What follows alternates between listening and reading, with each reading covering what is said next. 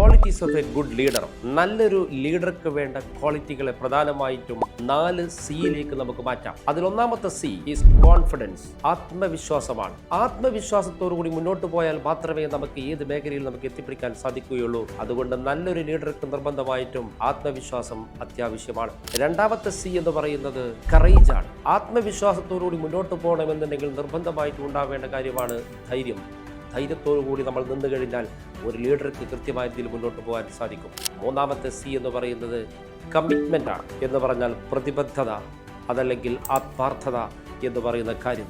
ഏത് മേഖലയിലേക്ക് നമ്മൾ എത്തണമെന്നുണ്ടെങ്കിലും, വിജയ മേഖലയിലേക്ക് നമുക്ക് എത്തണമെന്നുണ്ടെങ്കിൽ ആത്മാർത്ഥത അല്ലെങ്കിൽ പ്രതിബദ്ധത എന്ന് പറയുന്നത് വളരെ പ്രധാനപ്പെട്ട കാര്യമാണ്.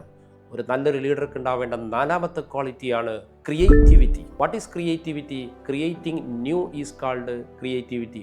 പുതിയ കാര്യങ്ങൾ ഉണ്ടാക്കുന്നതും കണ്ടെത്തുന്നതും കൊണ്ടുവരുന്നതുമാണ് യഥാർത്ഥത്തിൽ ക്രിയേറ്റിവിറ്റി. ഈ 4 സി ആണ് ഒരു നല്ല ലീഡർക്ക് വേണ്ട പ്രധാനപ്പെട്ട ക്വാളിറ്റി.